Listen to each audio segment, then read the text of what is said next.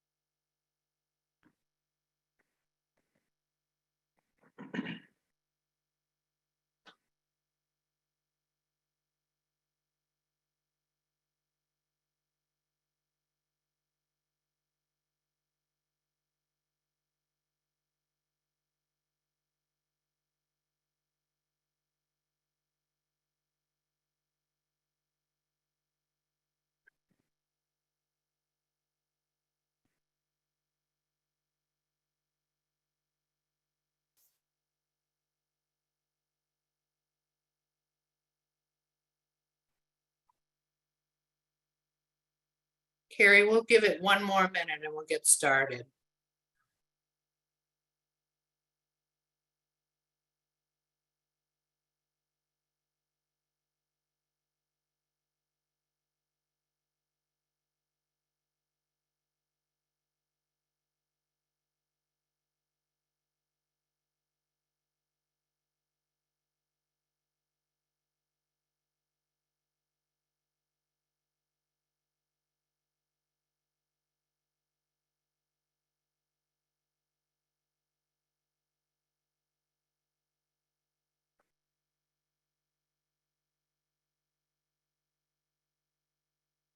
I think we can get started, Carrie. Okay, well, good afternoon, everyone. My name is Carrie Shannard-Kunders. I am the Executive Director of the South Dakota Board of Pharmacy, and I chair the NASCA Education Committee. I'll be hosting this afternoon's webinar along with Kathy Keogh from NASCA. Hopefully you have read the scrolling information while waiting for the webinar to start. This had information regarding our sponsors, a NASCA disclaimer, housekeeping and announcements.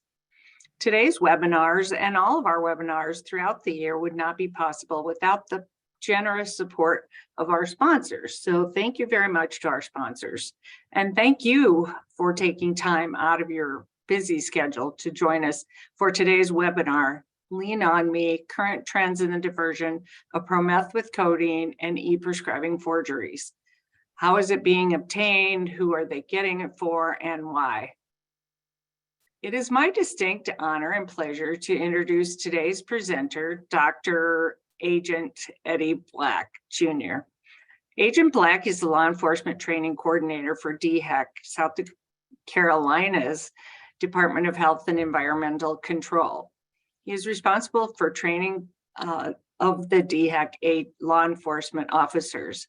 Eddie has a Doctor of Pharmacy degree from the University of South Carolina. In 2012, he attended South Carolina Criminal Justice Academy and was awarded the J.P. Strom Award, which is the highest honor given. From 2012 to 2019, he was a field agent for the Bureau of Drug Control and investigated crimes dealing with fraud, forgery, deception, and theft of controlled substances. He currently holds a position in the Law Enforcement Coordinating Committee as the representative for drug control and as a firearms and OC, and I think that's some sort of pepper spray instructor. He has received certificates in completion for pharmaceutical homicide prevention and pharmacy regulatory specialty. He has participated in numerous criminal investigations involving drug diversion. This should be so interesting because many of us wonder why the diversion of promethazine with codeine is so prevalent and why diverters go to such great lengths to obtain it. And we all want answers as to why e-scripts or how e-scripts can be forged and how to identify these forgeries. So I hope you are looking forward to this webinar as much as I am. Agent Black, please go ahead. All right, thank you. Give me just a second and I'll get this shared.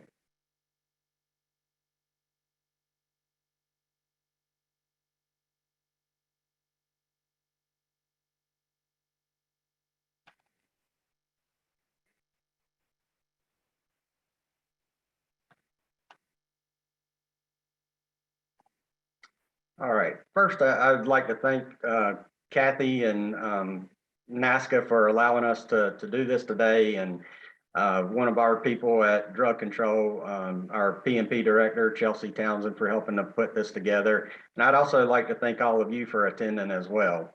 Promethazine with codeine, this has hit the entire nation very hard.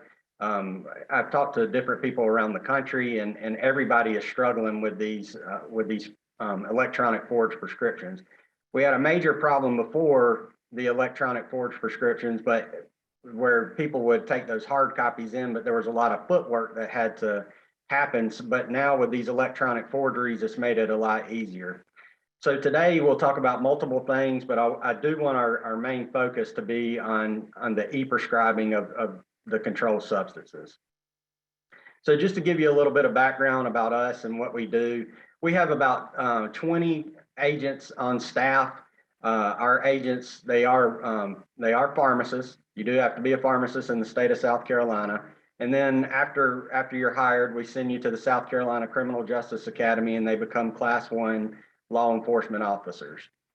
And our agents, they have two roles in their job. One is a regulatory function and one is a law enforcement function. The South Carolina Bureau of Drug Control, we regulate the dispensing and administration of controlled substances, and our agents perform inspections and audits of anybody who's registered in the state that stock controlled substances. So our inspections, an inspection, basically an agent will go in, they'll look at, basically looking at the surface of what's going on. Are they keeping records properly? Are they keeping their inventory properly? Doing what they're saying, the security of the drugs. In an audit, we actually go in as an actual dig into to make sure that you are doing what you're saying, that those records are accurate. So we will actually go in and count the drugs, compare them, and make it basically balance out like a checkbook. Our agents, they also participate in investigations. We specialize in healthcare practitioner cases, but we work with many other agencies as well, dealing with drug diversion, or any type of investigation dealing with drugs, period. Our agents spend a lot of time doing educational outreach. That can be anything from going into a small doctor's office to a huge hospital to educate them on controlled substances, how they should be stored, record keeping, and doing presentations like this. The prescription monitoring program falls under drug control as well. I believe that our director of the prescription monitoring program is on today. She keeps it maintained and records, and does a great job as far as hosting that, getting agents what they need, getting the other officers or other investigators from other boards what they need to complete their investigation. So our agenda today is, to begin with, we'll start off with just a basic overview of e-prescribing history and the functionality of e-prescribing. We'll discuss how the e-scribes are being forged. We'll review the history of promethazine with codeine, how it came about, a little bit of pharmacology with it, and the dangers of promethazine with codeine. We'll review how and why how and why the promethazine with codeine is being diverted.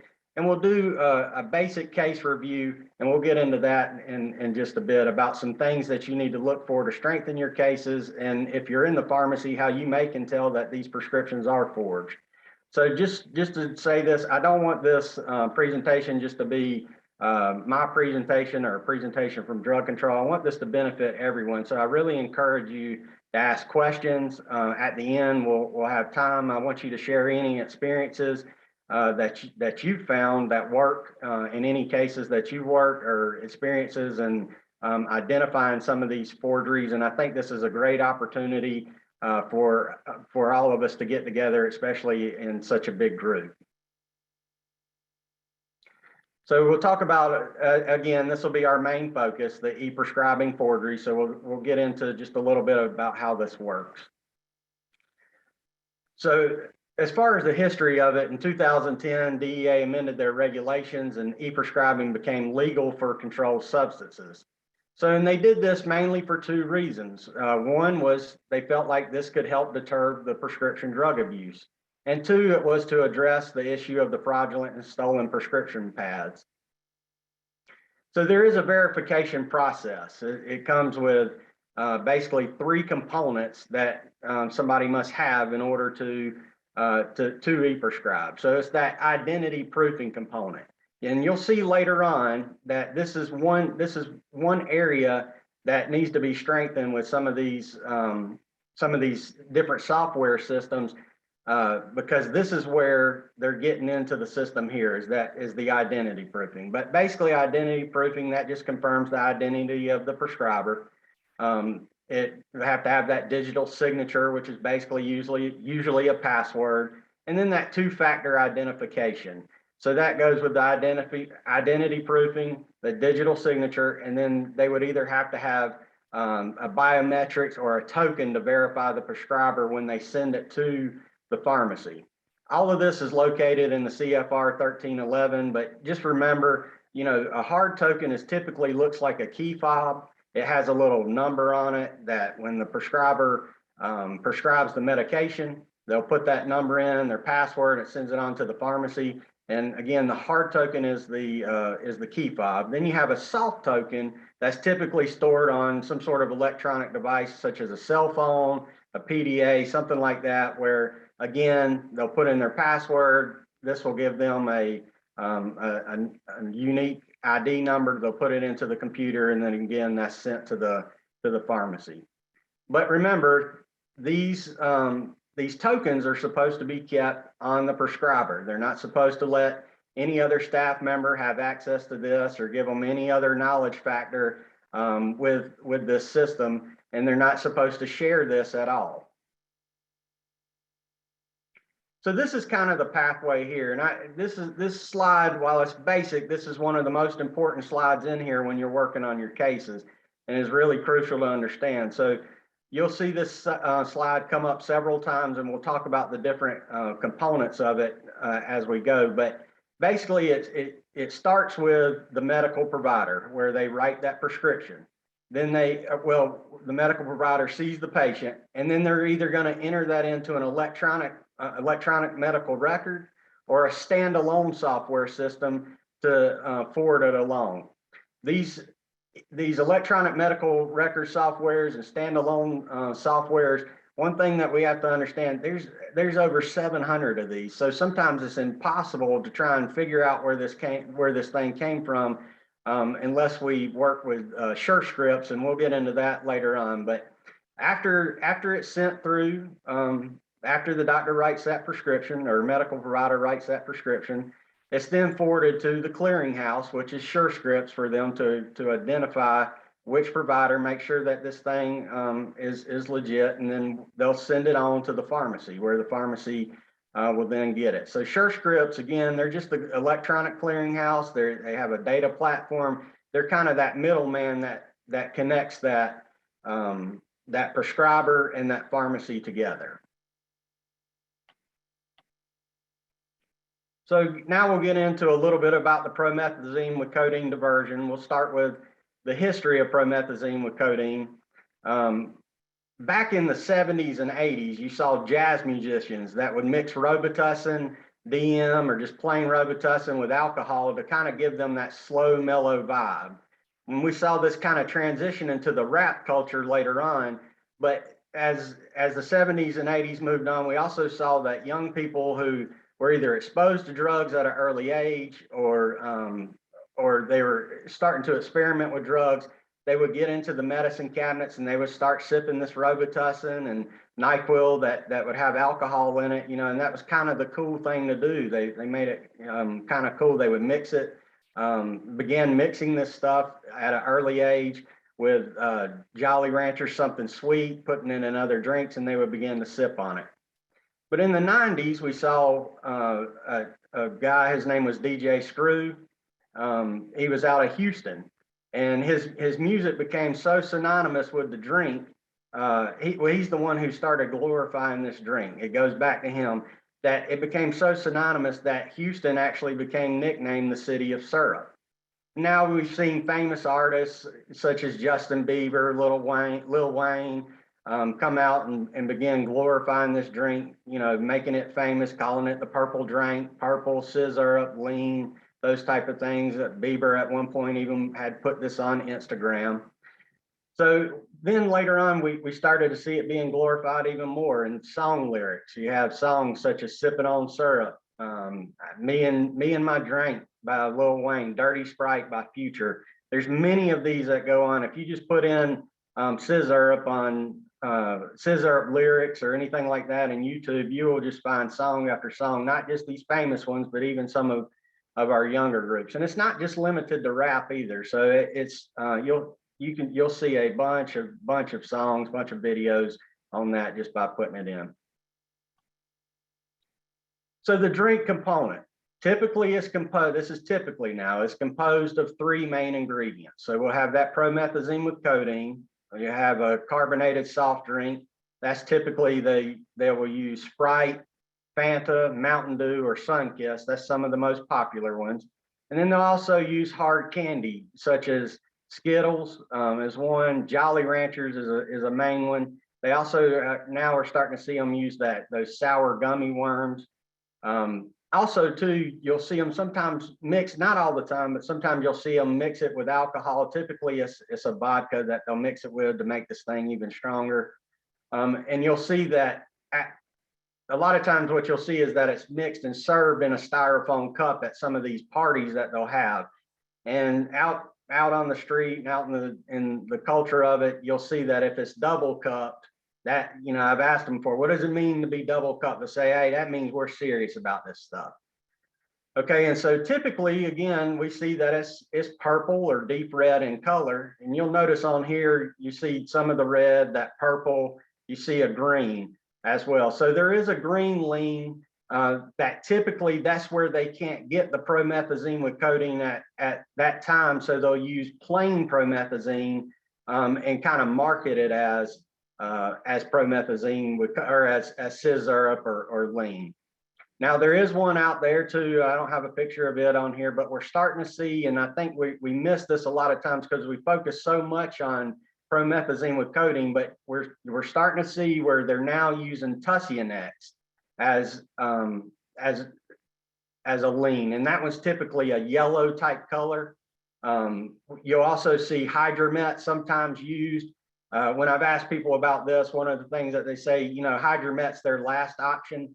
They feel like that in that Hydromet, because it has an anticholinergic in it, it dries them up too quick. And they also will report that it has more of a bitter taste. One thing, one of the things that we try to train on is not just ask about the actual crime itself, but more about the drugs as well. And so, ask them why the Jolly Ranchers, why the sour gummy worms, that type of thing. And so one of the things that they come back with is that the colors, that's their vibe. That's how, they're vibing, depending on what color. But for the most part, the purple is the most popular. So these are some of the street names. Now, one of the reasons I wanted to put this in, and please make sure you chime in on this if you know any other ones, is because with some of you guys who are working cases, we think of it as some of the ones that you hear about all the time: drank, purple drank. You'll see it called lean, of course. Those are some of the dirty Sprite. Those are some of the most popular ones. But as you're going through and you get a search warrant for a cell phone, and you dump a cell, you get text messages, and you start reading through, and you see something that's talking about magic potion or Memphis mud. Some of these that aren't so popular, but these are the things that they are referring. This is what they're referring to is typically with lean. With the sip, scissor, Texas tea. I put one at the bottom, liquid heroin, because again, a lot of times we'll ask them about the drugs itself, and I've had many times where we'll ask, why do you want to drink this? Because you think about drinking cough syrup, kind of makes you a little bit sick, or it does me. And so, you ask them and they'll tell you this is liquid heroin, basically is what it is. They've told us, things like, I've had them tell me, hey, I was able to get off of crack. I was able to get off of marijuana. I was able to get off of heroin. But when I got hooked on this, I couldn't let it go, that it was that strong of an addiction to them. And so, again, many of them may have referred to this as liquid heroin. But please, if you know any other names, this is an opportunity to share, this maybe even help strengthen some of our cases. Some of the dangers of ingesting promethazine with codeine. First, just want to say just for a minute that, back when the opioid epidemic began, and, we were working these cases and trying to talk with different prosecutors or talk with people, one of the most common things that we would hear, or, in law enforcement especially, would be, well, it's just pills. It's just pills. It's just pills. And then we saw what happened. This opioid epidemic came out, and so it's not just pills. It was getting people, we were literally seeing overdoses at an all-time rate. And so this is not just a cough syrup, okay? This is a worldwide health problem. So I want to make that clear that we are not just trying to stop and work prescription forgeries. You are trying to save lives. This is a worldwide health problem. And we'll get into that in a few minutes as well. But again, just a little bit of pharmacology before we get to the side effects of this. Promethazine, that's that antihistamine that causes a lot of sedation. At high doses of promethazine, you will see it breaks into the body, and it looks like a drug that we know in the pharmaceuticals as Norpace. And so Norpace is an antiarrhythmic. So at high doses, promethazine can literally stop the heart. When we talk about codeine, Remember, when codeine itself does nothing in the body. Once it gets to the liver, it breaks down into morphine and norcodeine. Okay, and so that's where we get the effects of this, that it acts as morphine. Of course, it's not as potent, but at high doses, we get some of the same effects. And when it's broken down into morphine, it hits typically on 4 areas in the body. That would be the digestive tract, and a lot of times that's why it's associated with constipation, because it slows down that digestive tract. In the lungs, it'll work a little bit in there. That's what helps suppress the cough. We see it in the brain. It'll act in the brain. That's just simply to relieve the pain. And then it works in the brain stem as well. And so remember, the brain stem is what helps control breathing.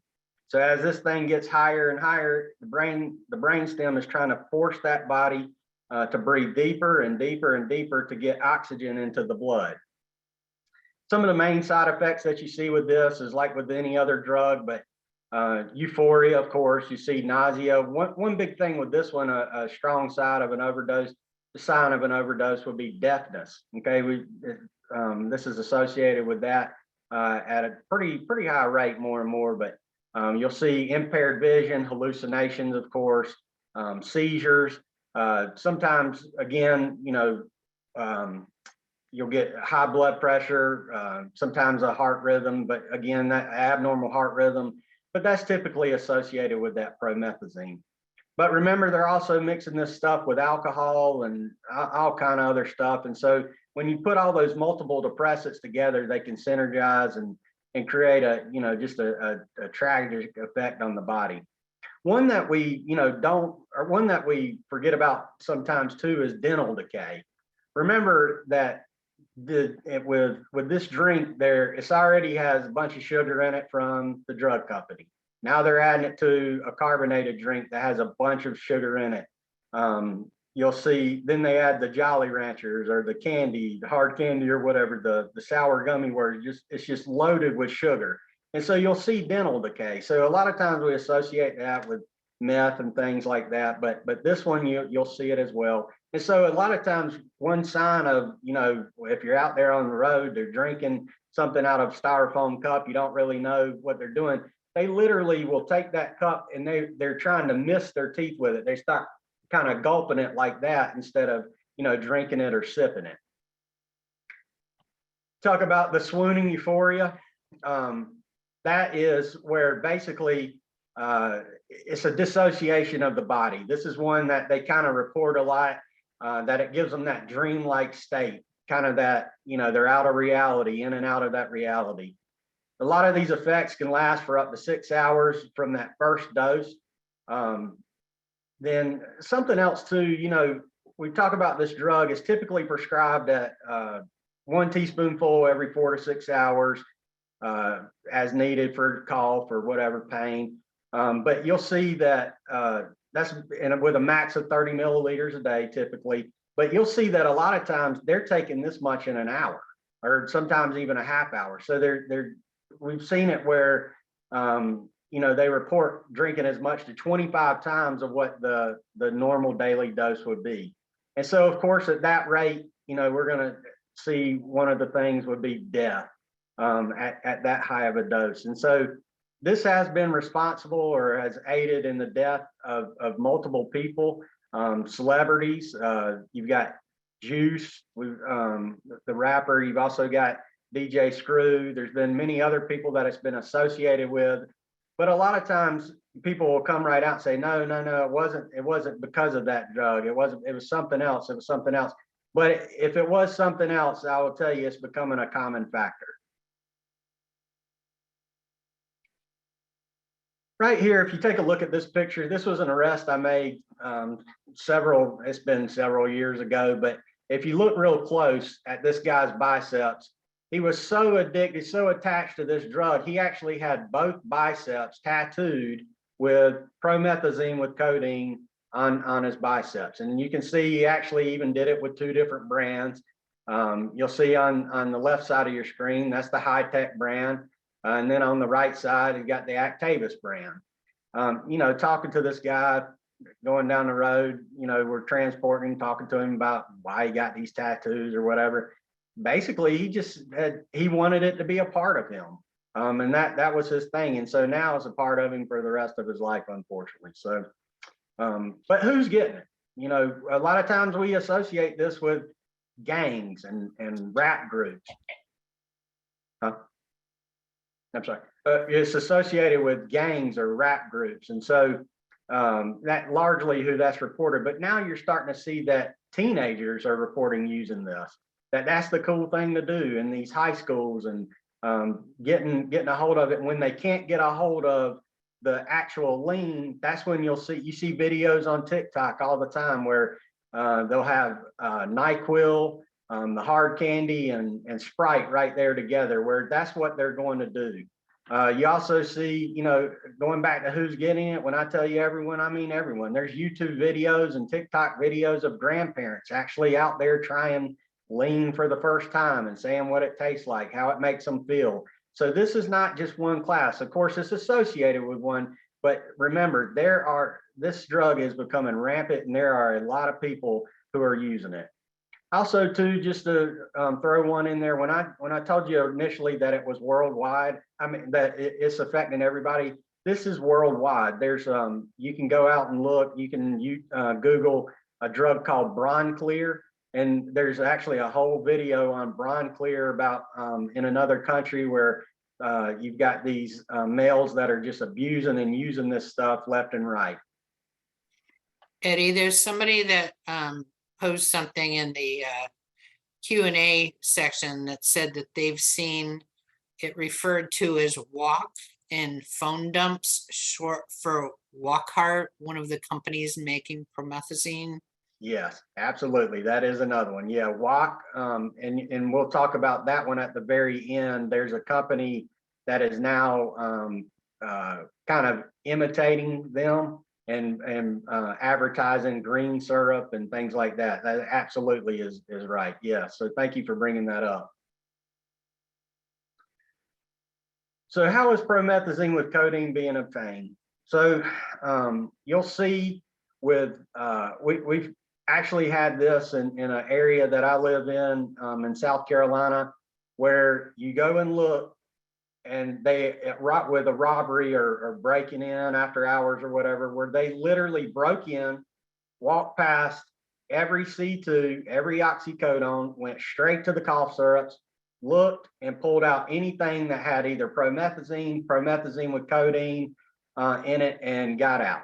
That was specifically what they were looking for. And so we've seen that happen multiple times. That's not a one-time incident. It wasn't the same people that had done it, but you see that a lot. So they are specifically breaking in and robbing just for this drug. We actually had one in our town here that I live in, where the guy comes up, presents a note to the pharmacist, tells her that he has a gun.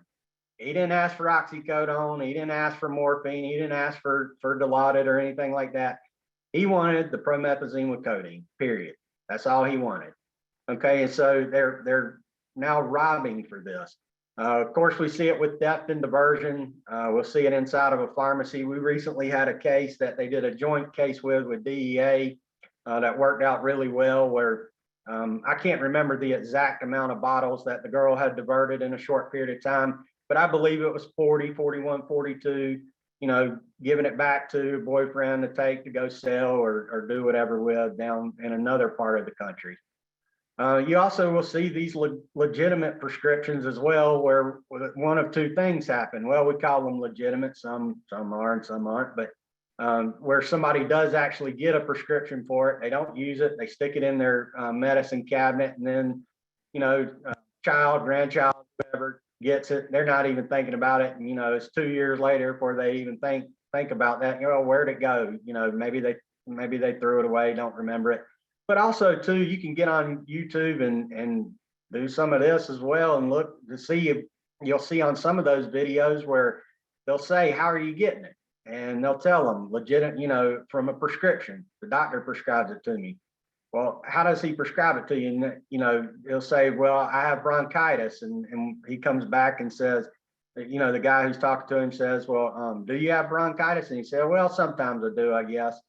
so they're getting it this way, basically. So we have to educate our doctors as well, not just doctors, but any medical provider, period. So of course, we've got our fraudulent prescriptions, and that's what we'll focus on here going forward. But you have trade parties where they'll bring other drugs to trade out for this. We have smuggling where they bring it in across the borders. And then of course, we have our street dealers who are selling this stuff. So why is promethazine with codeine the drug of choice? So of course, we've talked about it, addiction. That we've had it again. I can't tell you how many times where they've told us, hey, I've taken other drugs. I can't get off this drug. It has been time and time again where they've told us that. Some of them have told us, hey, I just like the taste. It tastes good. It's sweet. I have a sweet tooth. I like it. For some, it's from their childhood where they started off sipping that cough syrup out of the medicine cabinet. They couldn't get other drugs, and so they go to the medicine cabinet, go to the local pharmacy, get a thing of Robitussin DM, and they call it a Robotrip. And so some from their childhood. Then we see a lot that are being diverted for this financial benefit. So some of the prices that we've seen, and this is for basically our section of the country down here in the South. So you'd have to compare it to wherever you're at. But the lowest price that I've seen in the last couple of years has been about $600 a pint. The highest amount that I've seen has been about $3,500 a pint, but on average, we're seeing and hearing that it goes for about $1,000 a pint. You'll even have sometimes where they'll sell it by the milliliter, depending on, now they're not going to break an actual stock bottle. So an actual stock bottle, well, it's got the 473 with everything on it, that type of stuff there. That one's going to go for the 3,500. But if they're forging prescriptions in a smaller amount, a lot of times you'll see they'll sell it by the ounce, sometimes by the milliliters at these parties, usually $10 a shot, something like that. So keep that in mind as well. Just a tip for anybody who's in law enforcement. One way that they smuggle this stuff is in juice bottles. And they keep it typically around the child seat. Sometimes they'll keep it in the trunk, but they'll keep it typically around the child seat or whatever. And when you ask them what's in that bottle, a lot of times they'll tell you it's prune juice. Okay, now the prune juice typically, this is typically would be a little bit lighter. You can see through it. Prune juice sometimes is purple, but typically you can't see all the way through it. So when you're out there looking on the street, keep that in mind as well. Now we'll talk just a little bit about a case review, and we'll get back into this is just a made up scenario, but it's not really, but it's kind of a made up thing. But one I want us to focus on with the case that we're going to present today is not that a pharmacy calls you and you show up and you're on scene to do something right then, but that the prescription's been filled and they know the next day. So what are we going to do then? So it's going to be more of a historical case. And I think this will work best with talking about these fraudulent e-scripts. Eddie, real quick, apparently there's an issue in the chat function. So if anybody has any questions, pose it in the Q&A box. I'm trying to figure out what the problem is. But in the meantime, somebody asked the question, what is the current street value of promethazine and codeine? So that current street value, that goes back to each side of the country. So on average here, a pint of it goes for about $1,000 a pint.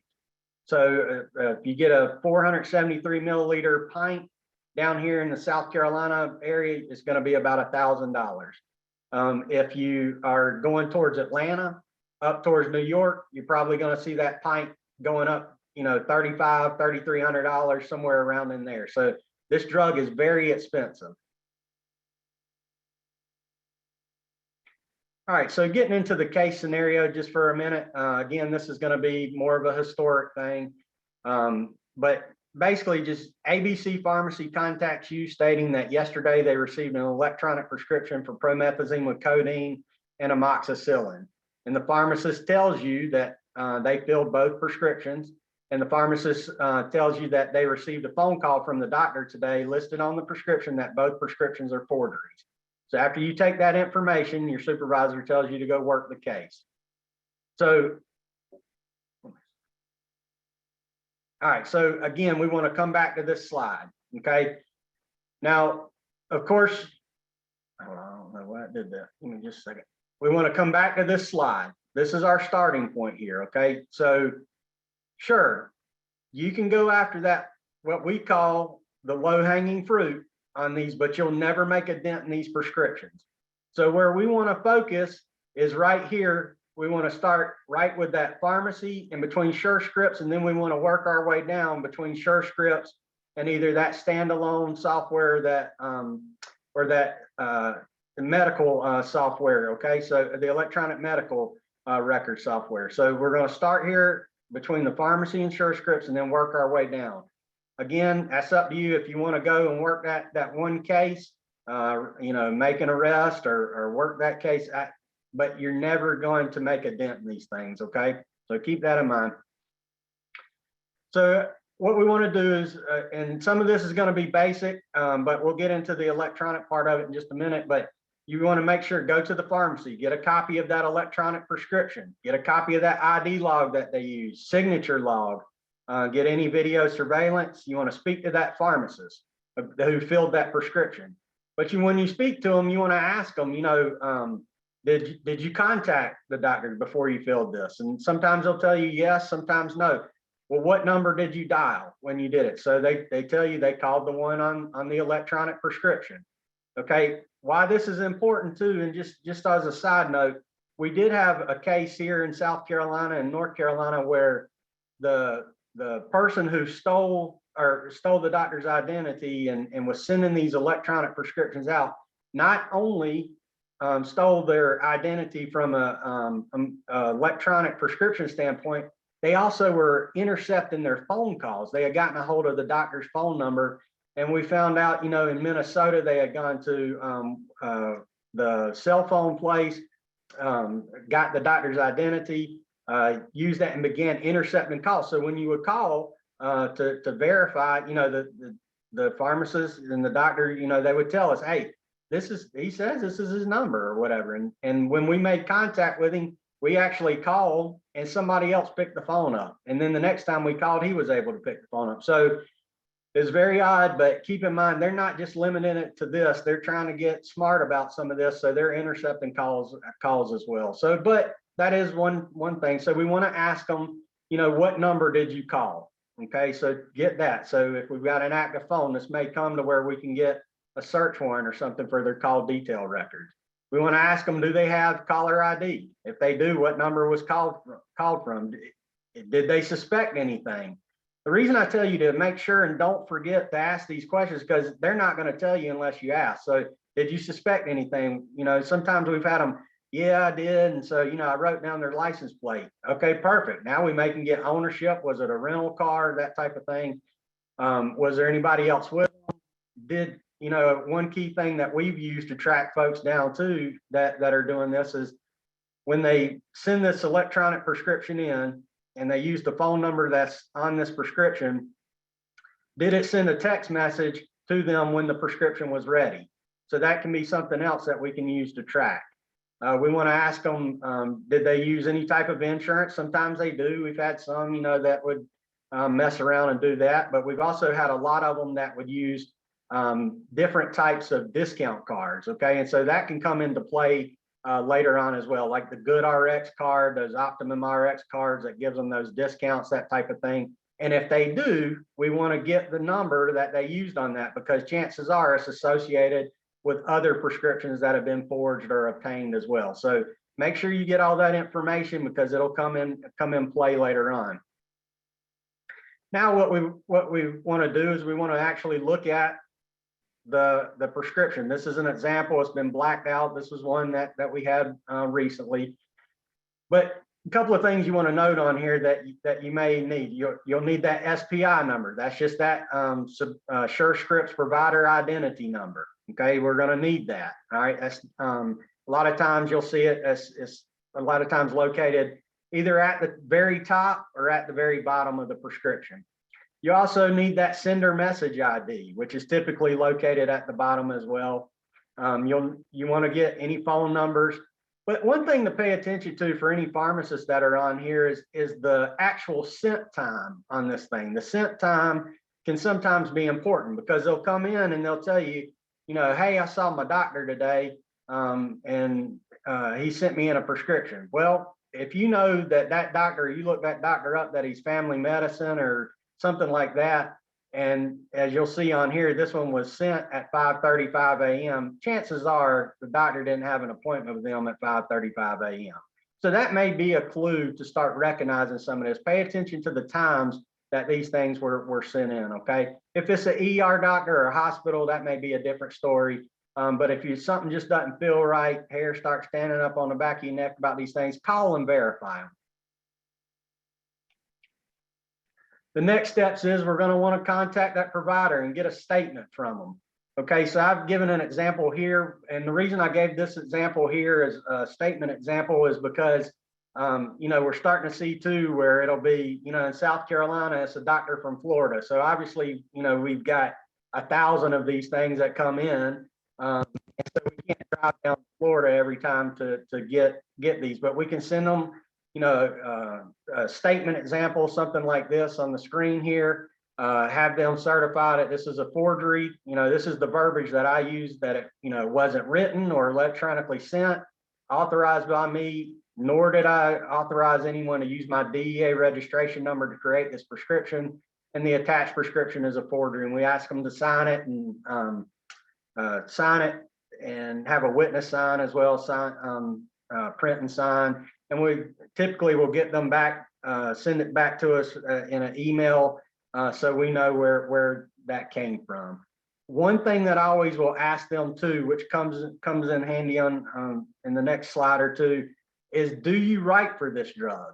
Okay, so that can help you identify more forgeries when you start running reports like the PMP. Do you write for this drug? The doctor tells you, no, I've never written for this, or it's been 10 years. I might write one a year.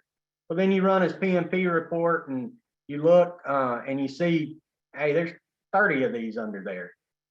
So that could be something that can help you out as well. So you're not having to do so much legwork going around to every pharmacy to gather information. Again, going back to this starting point, now we've talked about the pharmacy. So now we've got our pharmacy statement, we've got our medical provider. Now what we need to do is go to SureScripts. Okay, SureScripts will work with you on this. Number one, what they'll do is they'll start blocking those transactions coming through, help them get a new DEA number or whatever it is. But you can also gain a lot of valuable information from SureScripts. So again, moving forward with some of the next steps would be contacting the pharmacy corporate office. I want to tell you, really and truly, there's one chain in particular that it just can give you some phenomenal information, which is CVS. They'll give you information. We'll ask them, was this prescription associated with any extra care card? They'll send you what name is associated with that. They'll give you credit card numbers, anything that's associated with that fraudulent prescription. And they are trying to help us out, at least in South Carolina, we've seen that happen. But when we contact SureScripts, we want to ask them, what's the transaction IDs? If we've already got the transaction ID, that's great. But ask them for the transaction IDs, because that's going to come in handy as well later on. We also want to ask SureScripts, what software system did this come from? Do they have any IP addresses, anything like that? So a lot of times SureScripts can get you that information. It may take a legal demand for them to get it, such as a search warrant or a subpoena, something like that. But again, these cases, there's a lot of legwork that goes into it. That's why I continually say and talk with our group too, is that if we get one, if you have one, a pharmacy calls in and, to make that arrest, it's not going to do anything for you. Start gathering the incidents and put them all into a case and start working, because in order to stop this, there is going to be a lengthy process to this. Okay, and so getting that legal demand from SureScripts, there's a lot of information that they store. But again, make sure we're asking what electronic medical record software was used or what standalone software was used. When we get that information, one of the things too that we want to get back or that we want to move on to, that software that they used, and we want to ask IP addresses. Were there other prescriptions sent that day by that using that provider's identity? Where were they sent to? I will tell you, we had one time here in South Carolina very recently where we had one particular chain that received, everyone in the state of South Carolina received it within minutes. Okay, so they may send out 400 prescriptions almost nearly at one time, and that's just to see, in hopes of getting just a few filled, in hopes of maybe getting one filled. Luckily on that day, from what we understood was, it was sent out immediately, like through an RX alert, that type of thing, and pharmacists calling pharmacists. And so our understanding was we never could find one that was filled on that particular day. So everybody kind of worked together and did a great job with that. But so you just never know how many are sent out. But those are the things we want to get from SureScripts. When we get to, from that standalone software or EMR system, talking about that, this is where it begins. So a lot of times you'll see is these standalones, when they're identity proofing, they're not truly identity proofing, okay? Because they're not verifying any information. All they're doing is, with one of them that we had, talk to them, basically, they pretty much produced an Adobe format, sent it in with the providers, all the information, the license number, DEA number, all of that, and then was given a soft token, to put back on their phone. Or we were told they were given a soft token to put back on their phone for use. Okay, and so that's where the breakdown is with these software companies. There's so many of them, and they're not really regulated. So DEA might regulate, what they have to do, and tell them that they've got to have this two-factor authentication, and that they have to do identity proofing, that type of thing. But then they skirt that system, and they're not really identity proofing, okay? And so that's where the breakdown is that you've got so many of those software systems out there that are just credentialing these folks over and over again from anywhere, not calling up the office, not finding out, not doing any true research on this, okay? And so, but getting back to it, one other thing, a couple other things is if there are any type of phone records that we can get, again, was a text message sent from the cell phone, what number was used, start getting some of those call detail records, because I guarantee you when you look that day on that, you're going to see either 5 more pharmacies that were called, hey, is the prescription ready, that type of thing. That may can give you some indication. You may can do some detective work there to ask those pharmacists, hey, can you run a report, see if anything was filled on that day at your pharmacy, working a case, that type of thing. Good RX, they will work with you as well. And so there's some information that they can send. Anybody who needs that information of who to contact with Good RX or SureScripts, you can email me or let me know, and I can send that to you. I didn't put that in the presentation, but be happy to help you with that. Eddie, I have a couple of questions that are posed in the Q&A box, and I just want to make sure we have time because it's 3:50. So Okay. One of the questions is, how are you able to identify the end? I mean, you sort of covered it, but how are you able to identify the individuals that are forging the scripts? Are you seeing forged EPCS scripts? If so, are they hacking the software or creating fictitious duplicate prescriber accounts? So I've never seen one hack it. The only thing that we have seen is that they're creating those fictitious accounts by going through, these standalone softwares. Typically is what we've seen. I've never seen anybody hack it, but that's not to say somebody isn't. But typically it is through that initial either EMR or standalone software system. Okay, and the other question, what type This is in your state in South Carolina. What type of assistance has the state received from DEA in these investigations? What type of assistance is for us in South Carolina, like our agency? Yes. Okay, well, hey, listen, DEA helps us all the time. We help them. I mean, we kind of, it's almost, I would say there's ever a perfect marriage, but if there was, I'm gonna tell you, this is probably one of them. I mean, we work really well with them. They have a new interim director over there. His name's Derek Barr.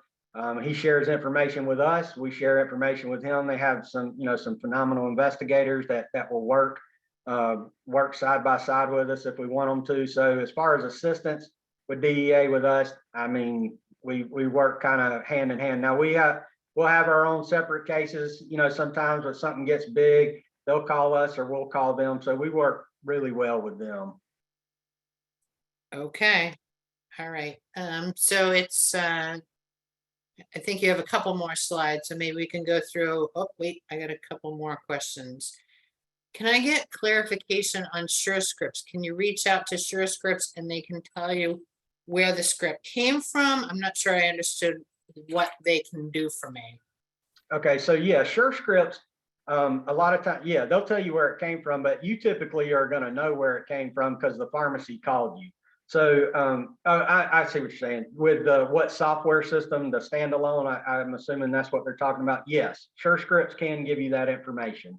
Now, depending on that day and time, it may be that they might require that legal demand at that point for it, but they can tell you what that software came from. Because remember, they're the middleman. They're connecting that standalone software when that prescriber writes it to the pharmacy. Okay, and now I'm getting a flurry of questions as they know the time is getting short. Have you been able to take legal disciplinary action against these standalone systems for not properly validating credentials? No, and we've never tried that. That may be something that comes in later on, but see, I truly don't think that there's really any, that wouldn't fall under our jurisdiction. I'm not quite sure it would fall under DEA either. So that may be something that we would have to look at in the future. Okay, the next question, have you been able to convict the person generating the fake prescriptions? Well, so this is so new. So a conviction, no. Have we arrested people? Yes, on that. So as far as conviction goes, I would say no, not that I'm aware of, but as far as arresting them, yes. But again, things sit in court for years and years. And so a lot of these are very new to us. Okay, and one last question, and maybe you could try to get through the remainder of your slides, and I have just time for maybe a few more questions. When you have the SPI number, do you give that to SureScripts? Is SPI specific to SureScripts?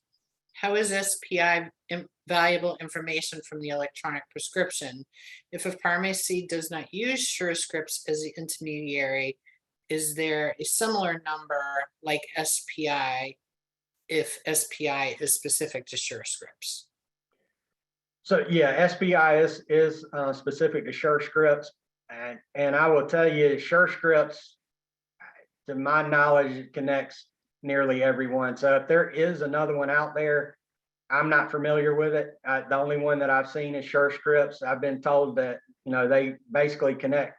I don't know. It's like 5 million, somewhere around in that, providers with the pharmacy or with the pharmacies or whatever. But so SureScripts is the only one that I'm familiar with. Any of the ones that we've had come up. I know there are one or two other clearinghouses, but that SPI number is specific to SureScripts, and it stands for SureScripts Provider Identity Number. Okay, and I'm not sure how many more slides you have. Maybe you can try to wrap it up. And so we can continue to go over questions. I'll tell you the only other thing I was going to show them is this legal lien. This is where somebody was talking about the other one, the Lockhart. So you'll see that this company here has basically, they're kind of using their image This legal lean, basically, they just advertise it as a relaxation syrup, mood enhancer. The FDA has actually warned several of these. You see on this one on the right-hand side where it says ACT, that's one of the nicknames that it's called on the street. They actually put a little, almost like a little NDC number with a C5. They sell merchandise and paraphernalia for people to wear. So they actually have found doxylamine found in this product as well. And so I just wanted to show you guys that as well. But I'll take any other questions at this time. Okay, does anybody have any other questions? You can just type it in the Q&A.